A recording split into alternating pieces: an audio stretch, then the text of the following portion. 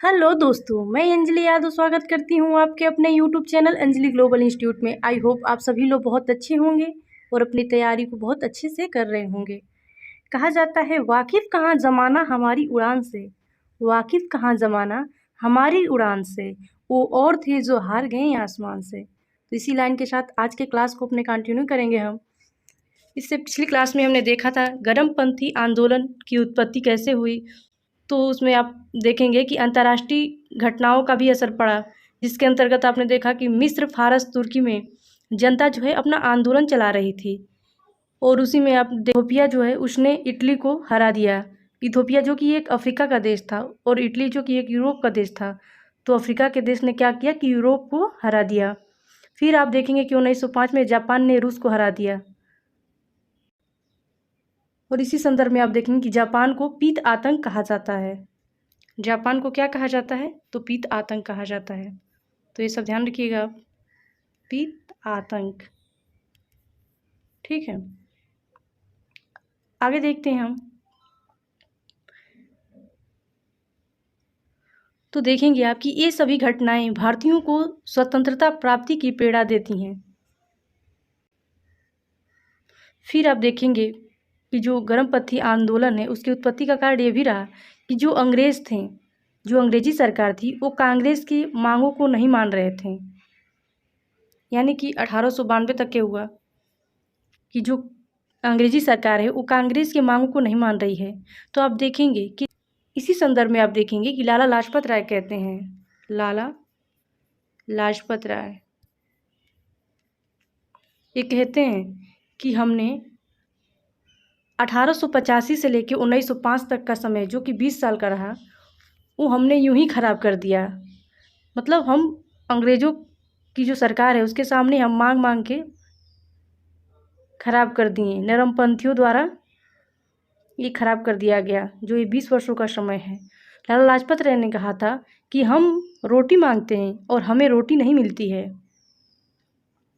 और आपने ये भी देखा कि जो हिंदू धर्म है उसके अंदर जो है पुनरुत्थान आ रहा है।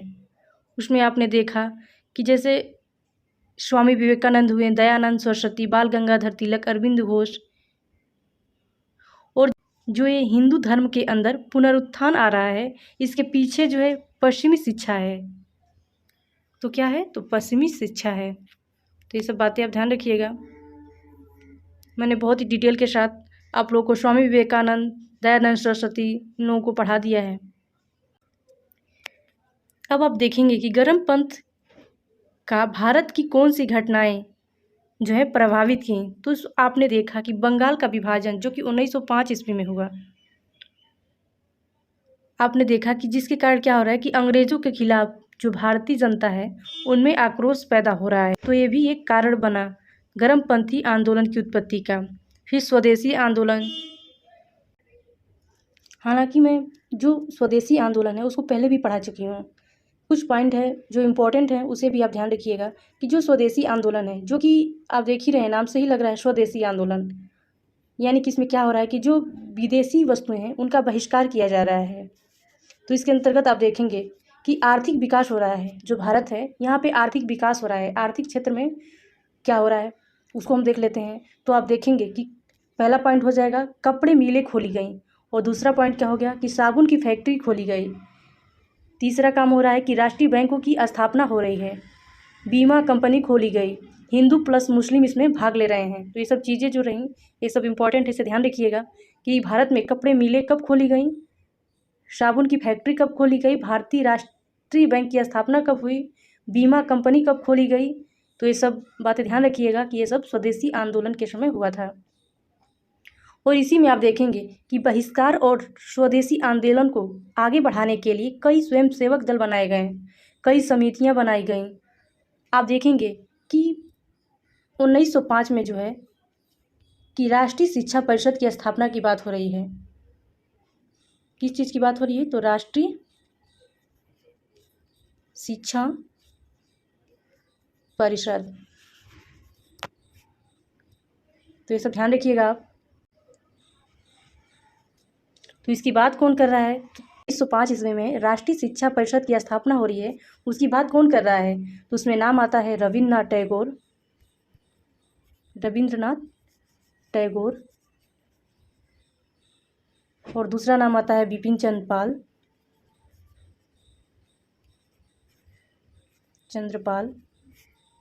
एस.एन. बोस। तो ये सब बातें आप ध्यान रखिएगा कि 1905 ईस्वी में राष्ट्रीय शिक्षा परिषद की स्थापना की बात रविन्द्रनाथ टैगोर, बिपिन चंद्रपाल और एस.एन. बोस द्वारा की जा रही है। और जो राष्ट्रीय शिक्षा परिषद है उसमें वैज्ञानिक शिक्षा, तकनीकी शिक्षा, साहित्यिक शिक्षा ये सब देने की बात हो रही है।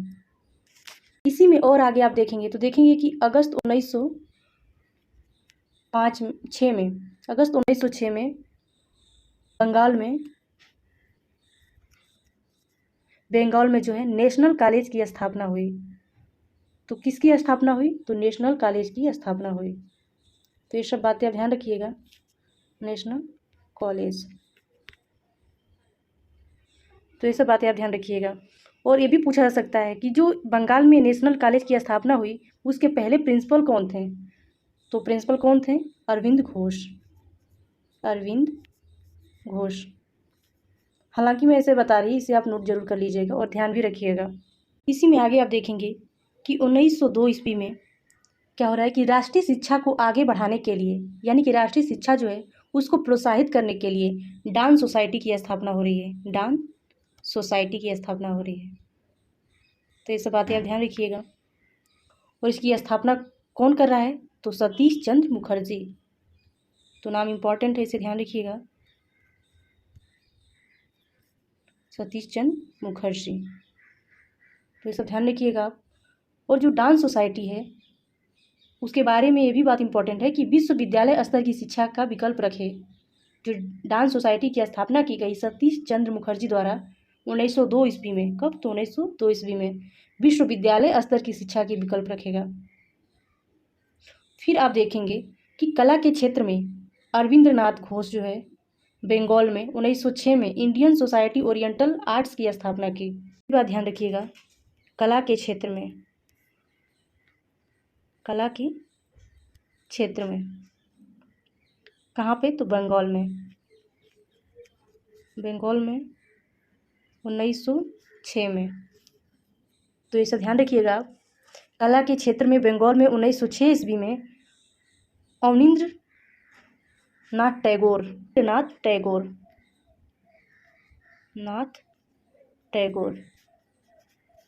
ये क्या कर रहे हैं कि इंडियन सोसाइटी ओरिएंटल आर्ट्स की स्थापना की। इंडियन सोसाइटी ओरिएंटल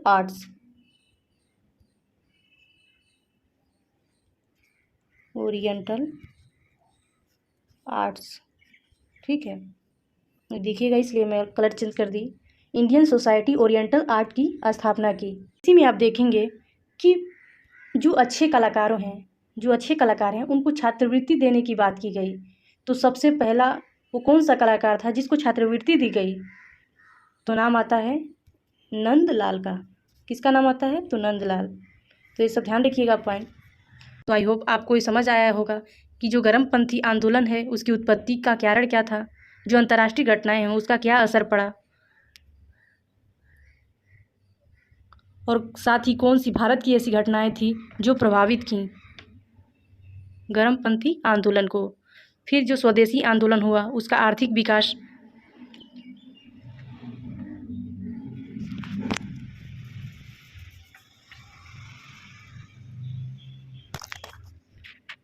साथ ही आपने देखा कि जो स्वदेशी आंदोलन हुआ भारत में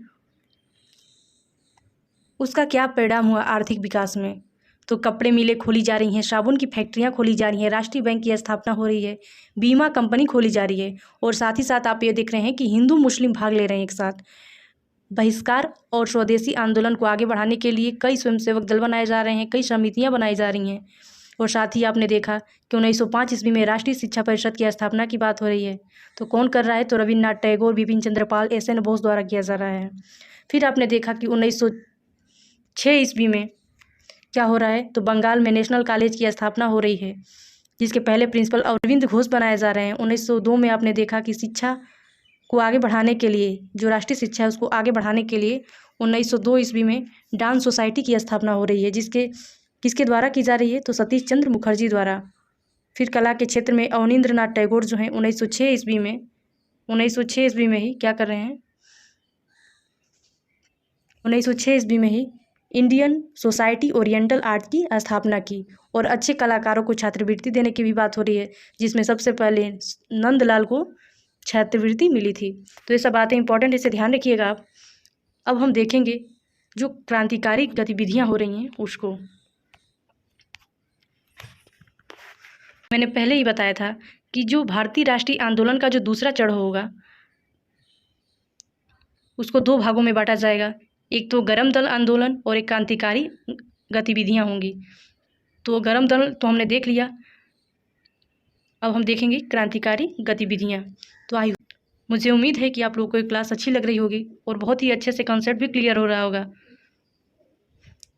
अगर क्लास अच्छी लगी हो तो एक लाइक ज़रूर करें। अब हम देख लेते हैं जो क्रांतिकारी गतिविधियां हैं उसका बैकग्राउंड क्या था। तो आप देखेंगे कि जो सूरत विभाजन हो रहा है, सूरत विभाजन हो रहा है कब, तो 1907 ईस्वी में सूरत का विभाजन हो रहा है। इसमें क्या हो रहा है कि एक तरफ उदारवादी और एक तरफ से उग्रवादी हैं। यानी कि अब क्या हो रहा है कि जब उदारवादी और उग्रवादी दो गुटों में कांग्रेस का जब विभाजन हो जा रहा है तो इस तरह से कांग्रेस जो है कमज़ोर हो जा रही है। तो आप देखेंगे कि कांग्रेस जो कमज़ोर हो रही है, कांग्रेस के कमज़ोर होने का मतलब है कि नेशनलिज्म यानी कि राष्ट्रवाद का भी कमज़ोर होना, और क्या हो रहा है कि कम्युनलिज्म यानी कि संप्रदायवाद जो है वो बढ़ रहा है। तो इन्हीं सब बातों को हम ध्यान में रखेंगे। आगे हम देखेंगे कि जब कांग्रेस कमज़ोर हो रहा है यानी कि जब राष्ट्रवाद कमज़ोर हो रहा है तो ब्रिटिश क्या कर रहे हैं कि ब्रिटिश ने दमन करना ही स्टार्ट कर दिया। और इसमें दूसरा काम क्या हो रहा है कि तिलक जो है उनको 1908 ईस्वी में राजद्रोह का मुकदमा लगाकर जेल भेज दिया गया। तो ये दोनों बातें इंपॉर्टेंट है, इसे ध्यान रखिएगा। और आप देखेंगे कि जब तिलक को जेल भेज दिया जा रहा है 1908 ईस्वी में राजद्रोह का मुकदमा लगा के, तो जो इंडियन यूथ हैं यानी कि भारतीय युवा जो हैं वो जगे और बम और पिस्तौल की राजनीति स्टार्ट की उन्होंने। ब्रिटिशर्स से डायरेक्ट वार किया जाएगा। उन्होंने कहा, जो इंडियन यूथ है वो कह रहे हैं कि अब ब्रिटिशर्स जो हैं उनसे हम डायरेक्ट वार करेंगे, यानी कि वायलेंस का सहारा लेंगे, यानी कि हिंसा का सहारा लेंगे। इसे ही रिवॉल्यूशन एक्टिविटी कहा गया, यानी कि क्रांतिकारी गतिविधियां कहा गया। कि जो युवा है, भारतीय युवा जो हैं वो बम और पिस्तौल की राजनीति शुरू कर रहे हैं। वो कह रहे हैं कि ब्रिटिश जो हैं उनसे हम डायरेक्ट वार करेंगे, और इसके लिए वो क्या कर रहे हैं, हिंसा का सहारा ले रहे हैं। तो ये सब बातें आप ध्यान रखिएगा, इसी को ही क्रांतिकारी गतिविधियां कहा गया।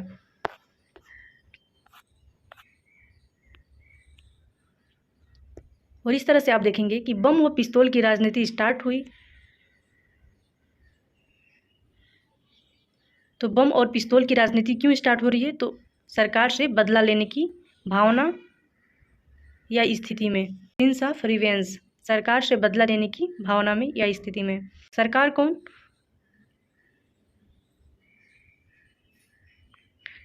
कौन, तो ब्रिटिश, जो कि इंडिया में है। तो ये सब बातें ध्यान रखिएगा। अब आगे आप देखेंगे, और इसी तरह से आप देखेंगे कि जो गवर्नमेंट है उसके खिलाफ एक्शन हो रहा है, यानी कि वायलेंस हो रहा है, हिंसा हो रही है, जिसको क्रांतिकारी गतिविधियाँ, जो क्रांतिकारी गतिविधियाँ हो रही हैं उसे ही क्रांतिकारी आतंकवाद कहा गया। तो ये सब बातें आप ध्यान रखिएगा कि यानी कि जो सरकार के खिलाफ जो हिंसा हो रही है, जो क्रांतिकारी गतिविधियाँ हो रही हैं, उसी को ही क्रांतिकारी आतंकवाद कहा गया अंग्रेज़ों के द्वारा। तो आगे हम देख लेते हैं। इसी क्रम में आप देखेंगे सचिंद्र नाथ सान्याल जो हैं उनके द्वारा बंदी जीवन लिखा जा रहा है, और जो ये बंदी जीवन उनके द्वारा लिखा जा रहा है उसे क्रांतिकारियों का बाइबिल कहा गया। तो क्रांतिकारियों का बाइबिल किसे कहा गया, तो बंदी जीवन को कहा गया। और इसकी रचना किसने की, तो सचिंद्र नाथ सान्याल ने। तो ध्यान रखिएगा इसे। आगे आप देखेंगे कि भगवती चरण बोहरा, ये नाम इम्पॉर्टेंट है, इसे भी ध्यान रखिएगा आप। तो इनकी रचना क्या है, द फिलॉसफी ऑफ बम। तो ये सब बातें आप ध्यान रखिएगा। आगे हम देखेंगे कि जो क्रांतिकारी हैं वो 2 शताब्दी में होंगे, एक तो 19वीं शताब्दी के दौर के और एक तो 20वीं शताब्दी के दौर के। अब इसमें हम देख लेते हैं कि जो 20वीं शताब्दी के क्रांतिकारी रहे और जो 19वीं शताब्दी के क्रांतिकारी रहे उनमें क्या अंतर था। अब देखेंगे कि जो 19वीं शताब्दी के जो क्रांतिकारी थे तो उन्होंने बम और पिस्तौल का प्रयोग किया। तो जब उनसे पूछा गया कि आप बम और पिस्तौल का प्रयोग क्यों कर रहे हो, तो उन्होंने कहा कि हम बम और पिस्तौल का जो प्रयोग है वो ब्रिटिश गवर्नमेंट तक अपनी आवाज़ पहुंचाने के लिए करते हैं। तो ये बातें ध्यान रखिएगा। अब हम देख लेते हैं 20वीं शताब्दी के जो क्रांतिकारी रहे उनके बारे में। तो देखें कि जो 20वीं शताब्दी के क्रांतिकारी हैं, किसान हैं, उन्होंने कहा कि हमें बम और पिस्तौल की राजनीति में हमें विश्वास नहीं है, यानी कि हमको जो है बम और पिस्तौल की राजनीति में विश्वास नहीं है। उन्होंने कहा कि हम भारत में स्वतंत्रता चाहते हैं, भारत में किसान और मजदूरों की सरकार चाहते हैं। इस तरह से आप कह सकते हैं कि 20वीं शताब्दी के जो क्रांतिकारी हैं वो धीरे धीरे समाजवादी हो रहे हैं। उनको आप देख रहे हैं कि हिंसा में विश्वास नहीं है, उनको हिंसा में विश्वास नहीं है, हिंसा में विश्वास नहीं है, समाजवादी हो रहे हैं। तो ये बातें इंपॉर्टेंट है, इसे ध्यान रखिएगा। इसी संदर्भ में हम देखेंगे कि जो क्रांतिकारी गतिविधियां हैं वो कहाँ कहाँ प्रसारित हुई। तो इसमें बीडी सावरकर ने, तो देखते हैं, बीडी सावरकर ने 1904 में मित्र मेला की स्थापना की। तो मित्र मेला की स्थापना किसने की? तो बीडी सावरकर ने। कब की? तो 1904 ईस्वी में। तो ये सब ध्यान रखिएगा।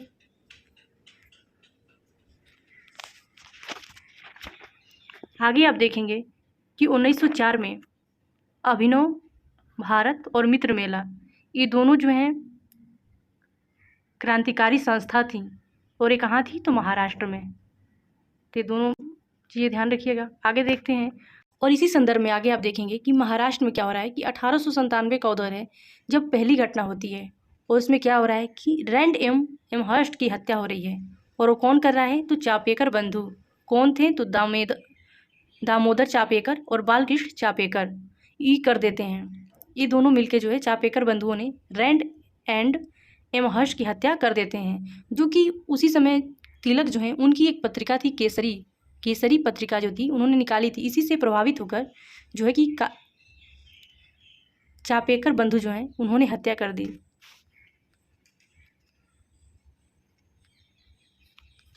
इसी को आप आगे देखेंगे कि जब तिलक की केसरी पत्रिका है, जब ये निकालते हैं और इससे प्रभावित होकर चापेकर बंधु हत्या कर देते हैं, तो इसी के सिलसिले में तिलक जेल जाते हैं। अभी हम देख लेते हैं अनुशीलन समिति। तो ये कहाँ पे? तो बंगाल में। इसकी स्थापना किसने की? तो वरिंद्र कुमार घोष और जतिन दास। अनुशीलन समिति की स्थापना किसने की? तो वरिंद्र कुमार घोष, जतिन दास ने। कहाँ पे की थी? तो बंगाल में। आगे आप देखेंगे युगांतर। इसके सेंस में वरिंद्र कुमार घोष और भूपेंद्र नाथ दत्त, इन दोनों का नाम आता है। वरिंद्र कुमार घोष ने कहा था, force can stop by force, शक्ति को शक्ति के द्वारा ही रोका जा सकता है। तो ये सब बातें ध्यान रखिएगा। आगे हम देखते हैं 1930 ईस्वी में सूर्यसेन जो हैं, जिनको मास्टर दा कहा जाता है, तो मास्टर दा की उपाधि किसे दी गई है? तो सूर्यसेन को। इन्होंने चटगांव शस्त्रागार किया। तो चटगांव शस्त्रागार से किसका नाम जुड़ा हुआ है? तो सूर्यसेन का। और ये कब हुआ था? तो 1930 ईस्वी में। बातें ध्यान रखिएगा। इसी सेंस में आप देखेंगे कि 30 अप्रैल 1908 ईस्वी को बंगाल प्रेसिडेंसी का जो मजिस्ट्रेट था वो अपनी गाड़ी से जा रहा था। और क्या होता है कि प्रफुल्ल चाकी और खुदीराम बोस जो हैं उस पर हमला कर देते हैं, और हमला करते हैं, उसके बावजूद भी किंग्सफोर्ट बच जाता है। तो इसी सेंस में आप देखेंगे कि जो खुदीराम बोस हैं उनको फांसी की सज़ा हो गई, और सबसे कम उम्र में क्रांतिकारी जिन्हें फांसी दी गई तो वो यही थे। अगर पूछा जाए क्वेश्चन कि सबसे कम उम्र के क्रांतिकारी जिन्हें फांसी दी गई तो कौन है? तो खुदीराम बोस। और इनकी उम्र कितनी है? तो 19 वर्ष 8 माह 8 दिन। तो ये बातें ध्यान रखिएगा आप। और इसी में संदर्भ में आप देखेंगे कि जो प्रफुल्ल चाकी थे वो अपने आप को गोली मार लेते हैं। अब हम देख लेते हैं 1912 के समय। तो आप देखेंगे कि 1912 में लॉर्ड हार्डिंग जो है वो दिल्ली में चांदनी चौक पे जा रहा था। वहाँ पे क्या हो रहा है कि रास बिहारी बोस जो है प्लानिंग कर रहे हैं और बम से हमला कर दे रहे हैं। और यहाँ भी क्या हो रहा है कि लॉर्ड हार्डिंग जो है वो बच गया। तो लॉर्ड हार्डिंग को दिल्ली में कहाँ मारने की कोशिश की गई? तो चांदनी चौक पे। किसने की? तो रास बिहारी बोस ने। अब हम देख लेते हैं भारतीय नौजवान सभा की स्थापना कब हुई और किसने की। तो भारतीय नौजवान सभा की स्थापना 1926 में भगत सिंह ने की। तो ये सब बातें आप ध्यान रखिएगा। आई होप आज की क्लास आप सभी लोग को बहुत अच्छी लगी होगी और चीज़ें याद करने वाली ही थी और इसे आप याद ज़रूर करिएगा। अब अगली क्लास में हम मिलेंगे। अगर क्लास अच्छी लगी हो तो एक लाइक ज़रूर करें। अगर आप चैनल पर नए हैं तो चैनल को सब्सक्राइब करना और बेल आइकन को प्रेस करना बिल्कुल ना भूलें, जिससे आगे आने वाली कोई भी नोटिफिकेशन आप तक सबसे पहले पहुँचे।